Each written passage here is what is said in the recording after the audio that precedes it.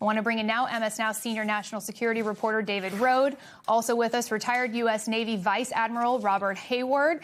And he's a senior advisor at the Jewish Institute for National Security of America and former Deputy Chief of Staff at the Defense Department under Secretary Chuck Hagel. Wendy Anderson. David, starting with you, just diagnose for us what you heard from that conversation between Steph Ruhle and the president. So I listened to the entire interview, and the president, what you just highlighted, which is he wants to prevent Iran from rebuilding for 10 years, and he wants to prevent Iran from ever having a nuclear weapon.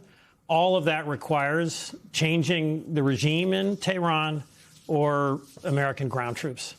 And so in his tone of voice, he did not seem to be humbled by what is happening.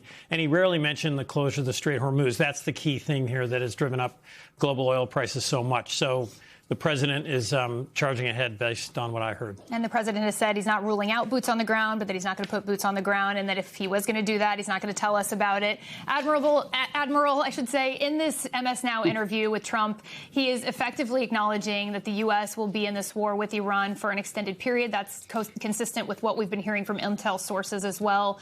How long could it be? Well, one thing's for sure, the president and his team has really been using deceptions and keeping their options open every step of the way. So again, I don't think time is the real determinant here. I think results are, and he made that very clear today. He's committed to see this thing through, and he knows what a long-term threat this is. If the regime stays in power, they will reconstitute. It doesn't matter if it's a decade from now, 2 decades ago. So the center of gravity remains the regime. Wendy, the president saying now that the major standpoint, the sticking point here is making sure that Iran does not have access or develop a nuclear weapon in that new interview with MS Now that we just heard from Steph Ruhle. But Iran still has roughly 1,000 pounds, 60% enriched uranium. What could or should be done to try to secure that? Well, I think that has to be one of the top priorities. And Ariel, I might just say, what President Trump said this morning, obviously we need to pay attention to it. It's very interesting, as the Admiral just said. He wants to seem to deliver on results. But the question I have is, will the real objective please stand up and put its hand in the air so we can know what it is? I really wanted to hear from the president. I think many Americans want to hear from the president. I think people from both parties would like to hear from the president. Hey, what are the objectives? It's okay to have more than one. We know that. This is a very complicated part of the world, and it's a complicated set of relationships that involve, global trade, that involve the global energy supply and infrastructure. We'd like to hear objectives described in plain form. If the goal is deterrence, let's say it. If it's containment, let's say it. If it's, disallowing for any additional nuclear material to be developed, let's say it. There's no clear end state here. And I think the further we go and advance into this situation, the U.S. risks being pulled deeper into a conflict where economic costs continue to rise, while our purpose, whatever it is, gets harder to explain. And speaking of those objectives, whether it's said or unsaid, clearly the biggest objective here is opening the Strait of Hormuz, David. Is a move to occupy, to block Karg Island part of the calculus in trying to reopen the strait? How does that factor in? Yeah, they're both. So Karg is really a pressure point. That's where 90% of Iran's oil goes through that one island. It's about 20 miles off the coast of Iran. There's 2,200 Marines headed towards Iran right now. They could seize Karg. I've had experts say to me that would clearly cause them a problem in terms of revenue, but Iran has been under sanctions for years. They've been storing food. There's actually rationing has already started in Iran. So it's not clear that they would unconditionally surrender if Karg went. The bigger, important thing for the president would be getting tankers moving through the Strait of Hormuz. I spoke to maritime experts and former military officials. Some of them say you would have to have American boots on the ground inside on the coast of Iran to prevent Iranians from firing. There's mountains and other elevated areas where they could fire on these ships. Others say the U.S. could just do that with some destroyers and some drones patrolling overhead. Ship owners aren't going to send their ships through that strait until they feel it's definitely secure. It could cost a lot of money. And then as long as this regime exists in Tehran, you could have, one person told me, American destroyers escorting tankers for years. And clearly this is a survivalist regime. And if they're backed into a corner, Haag no longer exists for them. Who knows what the incentive is to stop this anytime soon. Admiral, to David's point, what would an actual ground operation, what would boots on the ground in Haag look like? Well, that's what the Marines do. They're built for that. They've done that throughout their history. It's amphibious landing seas in the ground, and that's doable. But don't forget, there's a whole other range of options. There are MEO operations, maritime interception operations, going and boarding every ship, blockading Iranian ships, not letting their ghost fleet sail. There's also Bandar Abbas. So the president and the national security team has a full range of options.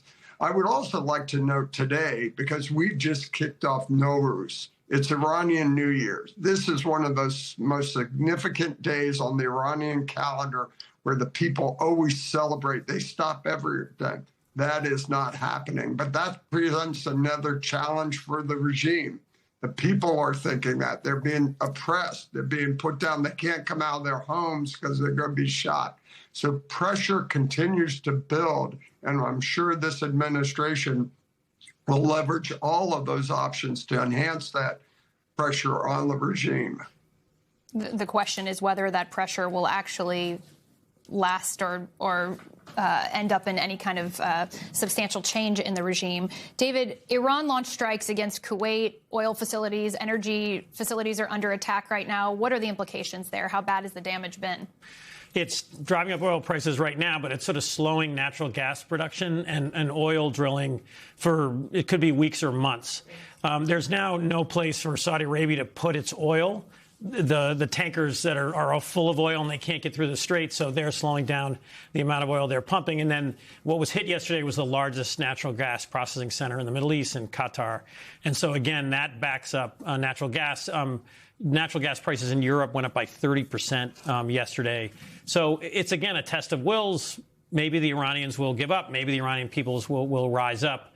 They're betting that, Trump will blink before they do. So, Wendy, as you see the continued targeting of these energy sites, the closure of the Strait of Hormuz, what's the long-term impact on the global economy? How do we recover from this even after the acute fighting stops? The long-term impact, if things continue to escalate as it is now, is extremely intense and dangerous. This is no longer about a single, isolated disruption.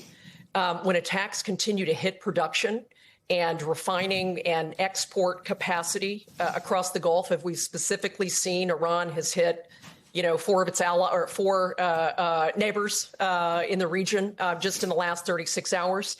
The issue becomes the resilience of the regional energy system itself. So energy markets don't wait, for diplomats or administrations to catch up. Even before there's a sustained supply loss, the fear of those repeat attacks itself can drive prices and disrupt planning and create pressure on governments that, are far from the battlefield. I think there really should be, hopefully from our government and also other partners that we are asking the administration to come on board and help us and support this war in some way.